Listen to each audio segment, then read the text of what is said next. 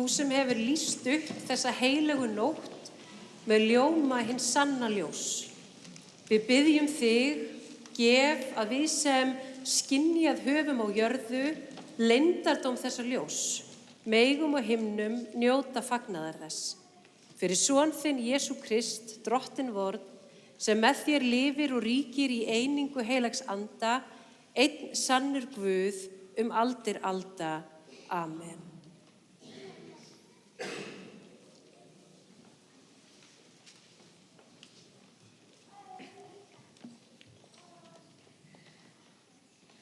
Því að náð Guðs hefur opinberast til sáluhjálpar öllum mönnum. Hún kennir okkur að afneita óguðleik og veraldlegum girndum og lifa hólátlega, réttvíslega og guðrækilega í heimi þessum. Í eftirvæntingu okkar sælu vonar að hinn mikli Guð og frelsari vor, Jesús Kristur, opinberist í dýrð sinni. Hann gaf sjálfan sig fyrir okkur til þess að hann leysti okkur frá öllu ranglæti og hreinsaði sjálfum sér til handa eignarlýð, kostgæfin til góðra verka.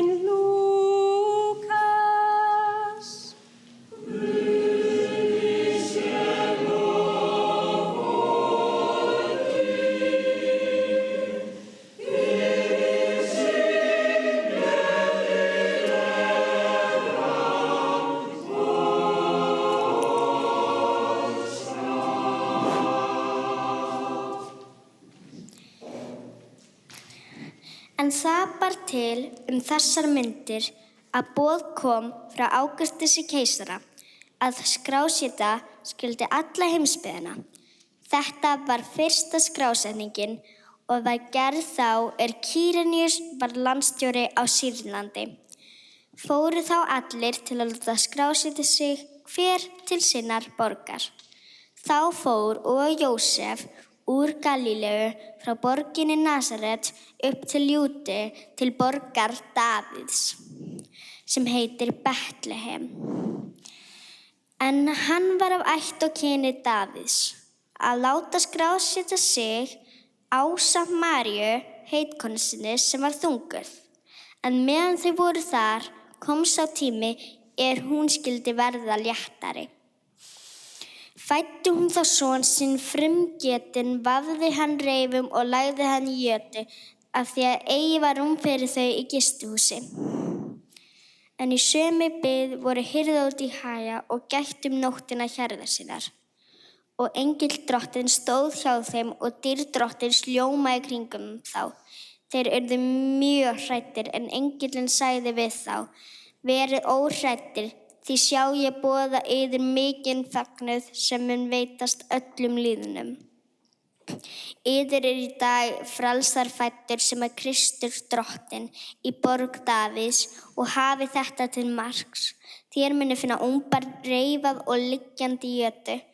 Og í sömu svipan var með englinn fjöldi himneskra hersveita sem lofuðu Guði og sögðu: Dýrð sé Guði í upphæðum og friður á jörðu og veltórn Guðs yfir mönnum. Þannig hljóðar heilagt Guðspjall, lof sé þér Kristur.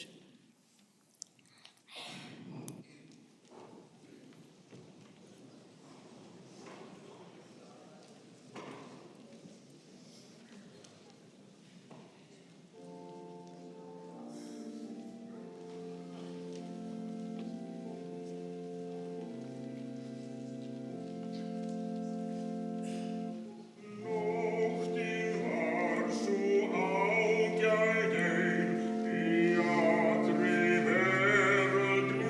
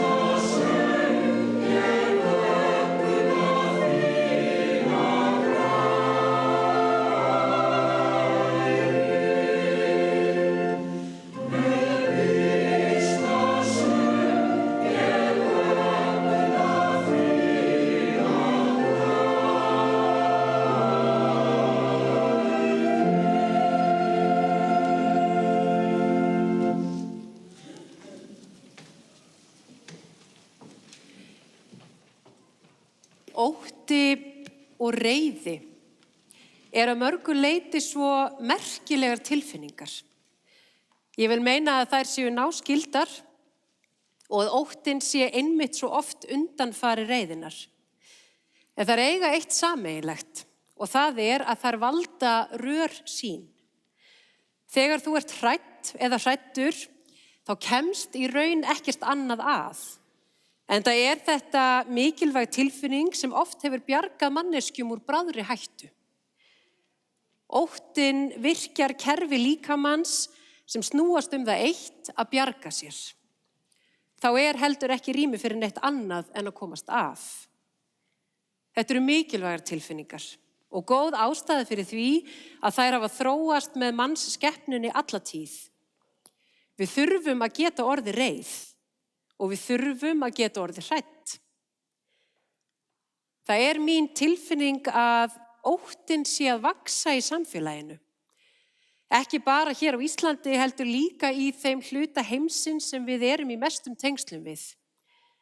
Það kannski ekkert skrítið. Í Evrópu ríkir stríð sem við vitum ekki hvernig mun enda. Forseti Bandaríkjanna getur verið nokkuð óútreiknanlegur og við hérna megin við Atlantshafið erum óöruggari í varnarbandalaginu. Enginn veit hvernig hryllingurinn fyrir botni Miðjarðarhafs fer og hver veit hvað kínverski kommunistaflokkurinn að bralla. Ég óttast allavega að það séu metnaðarfull og velskipulögð plön. Þetta bara rétt svo toppurinn á ísjakanum. Maður spyr sig nú bara hvort að það væri skynsemi í öðru en að vera hrædd. Og samt gæti ég ekki hugsað mér að hafa verið uppi fyrir 2000 árum. Rómarveldi hélt ógnarstjórn yfir hersvæðum sínum og lítilsvirðingin fyrir mannslífum var gríðarleg. Ofbeldið gegndarlaust. Allt til þess gert til að halda í Pax Romana, hinn rómverska frið. Já, sá friður var keyptur með valdi og viðskiptum. Einhver sem spiluðu með gátu komið sér þægilega fyrir, flest voru kúuð og þau sem ekki kunna hlýða fengu einfaldlega að hverfa. Já, til þess voru krossfestingar. Þær voru til þess að hræða alla hina til hlýðni. Já, það hefur áður verið ástæða til að vera hrædd. Og einmitt í þessu andrúmslofti, inn í þessum aðstæðum ótta og kúgunar, verður jólaguðspjallu til. Bæði Rómarkeisari og Heródes konungur eru persónur og leikendur í þeirri sögu, en bara til þess að sýna okkur að þó að valdhafar skipi almenningi til og frá eða beiti sverði til að halda völdum, þá megna þeir ekkert gagnvart Guði. Það eru 2 svið í gangi á sama tíma.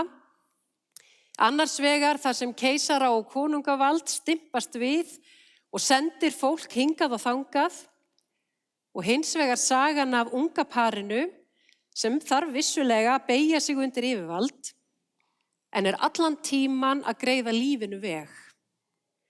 Ungt par sem hafði engin sérstök völd umfram aðra. Átti ekkert undir sér. Kom frá bæ sem aldrei hafði orðið frægur fyrir neitt, en einmitt í gegnum þeirra líf og auðmýkt fæddist Guð inn í heiminn. Þau höfðu ástæðu til að vera hrædd. María fékk það hlutskipti að ganga með barn án þess að geta útskýrt faðernið og hennar svar að lofa Guð með orðunum: önd mín lofar Drottinn og andi minn gleðst í Guði frelsara mínum. Jósef tók þá ákvörðun að elska og treysta þegar hann hefði getað gengið burt í ótta sínum yfir því að hafa verið svikinn. En það voru fleiri sem völdu að rýma til fyrir lífinu í jólaguðspjallinu. Gamlar sögur eiga það til að eignast sjálfstætt líf, jafnvel út fyrir upprunalega textan. Vissuðu til dæmis að það hvergi talað epli í sögunni Adam og Evu. Það bara talað ávöxt. En við erum samt öll sammála að hinn forboðni ávöxtur hafi verið epli. Það bara æxlaðist þannig með tímanum. Og það eins með fjárhúsið. Við erum svo vön að sjá fyrir okkur unga parið 2 í fjárhúsi úti við jaðar borgarinnar, einungis með hlýju húsdýrana í kringum sig. En fornleifar rannsóknir sýna að slík fjárhús voru líklega ekki til í Betlehem og það var ritara Guðspjallsins vel kunnugtum. Fjárhús þessa tíma voru stundum tilfallandi helliskútar eða nær því sem við þekkjum svo vel úr eigin torfbæjum. Dýrin voru mjög oft höfð inn á heimilinu, nálagt svefnherbergjum heimilisfólks eða neðri hæð svo þau hituðu upp rýmið. Þetta var auðvitað ekki sá hluti heimilisins sem var ætlaður gestum. Þarna átti hversdagslífið sér stað. Þarna var ekkert allt skúrað og skrúbbað, en þarna var öryggi. Og þegar ég hugsa eðli Guðs, þá gat það auðvitað ekki verið að Jesús hafi fæðst einhvers staðar þarna. Hann varð að fæðast einmitt hér. Eitthvað fólk sem hvergi er nefnt bauð ungu pari inn fyrir þann hluta heimilisins sem ætlað var gestum og var hæft til opinberar birtingar. Lengra inn fyrir og skapaði rými fyrir þau í innsta kjarna heimilisins. Og það segir mér líka að María og Jósef hafi ekki verið ein og skelfingu lostin, fjarri allri umhyggju og stuðningi að eiga sitt fyrsta barn. Ég held að einhver með hlýtt hjarta og öruggar hendur hafi fengið að vera ljósmóðir Guðs, hughreyst og hjálpað á ögurstundu. Guð fæðist ekki inn í heiminn í tómarúmi. Guð er ekki einhvers staðar þarna fyrir utan, heldur í hinum innsta kjarna þar sem lífið sjálft á sér stað. Á meðan keisarar og konungar heimsins með sitt hervald skikkuðu almenning til og frá og svifust einskis til að halda völdum. Á meðan yfirvöld létu fólk kenna valdi sínu og murkuðu lífið úr þeim sem samkvæmt þeirra bókum voru einskisvirði, fæddist Guð inn í heiminn. Einmitt sem einn af þessum sem þóttu einskisvirði. Hvað er lítið barn í augum Rómarkeisara annað en mögulegur skattgreiðandi eða mögulegur óvinur? En jólaguðspjalli segir við þig, ef þú vilt vita hver þú ert, horfðu þá á þig með augum þeirra barna sem eiga öryggi sitt undir þér komið. Já, þar horfir Guð í augun á þér. Kæra manneskja, á þessum jólum árið 2025, með allar þær blikur á lofti sem við þekkjum úr fréttum dagsins í dag, þar veröldin ennþá á fólki að halda sem getur lagt frá sér rör sín óttans og reiðinar. Manneskja eins og þér, sem kann að elska af hugrekki, kann að skapa rými fyrir anda og vilja Guðs. Og hver veit, nema þú sért alveg óavitandi ljósmóðir Guðs inn í heiminn enn á ný. Svo já, ég ætla í fullri einlægni að flytja ykkur orð englanna sem enn óma himinhvolfið alveg jafn þversagnarkennd núna og þau voru þá. Verið óhrædd. Því sjá, ég boða yður mikinn fögnuð sem veitast með öllum líðnum. Yður er í dag frelsari fæddur. Amen.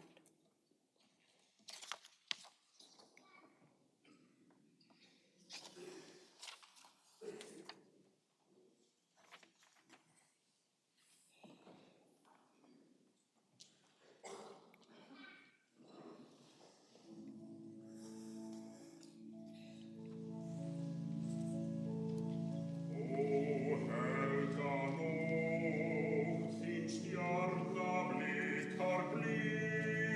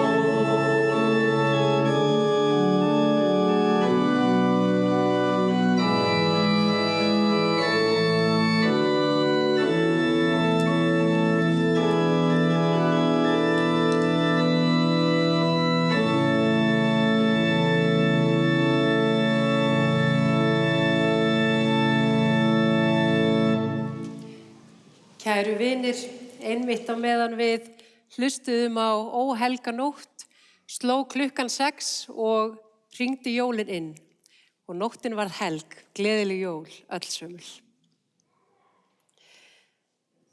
En við skulum biðja saman.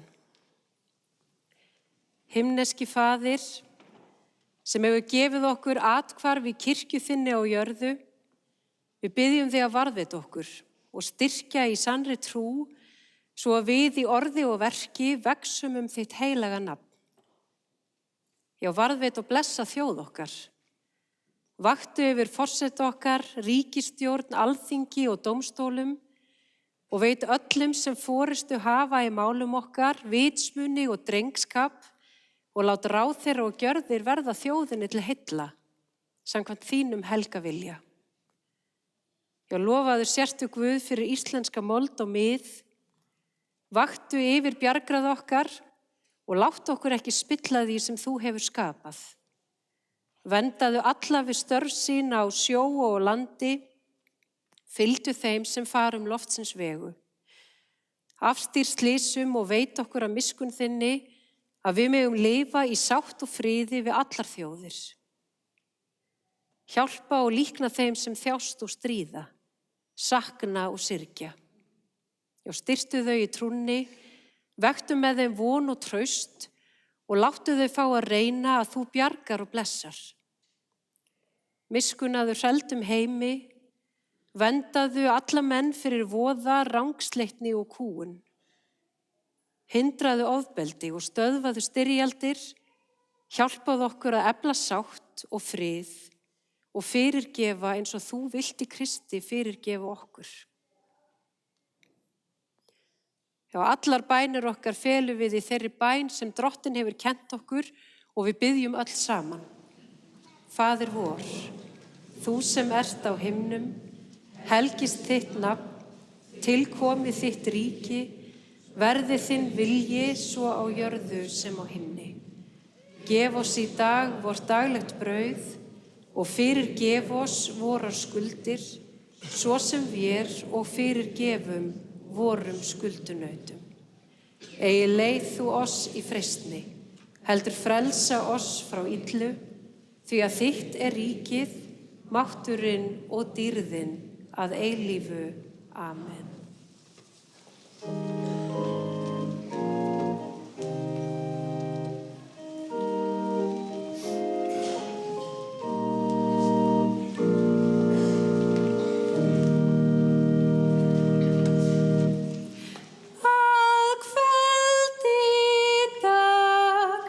Skulu þér vita að Drottinn kemur.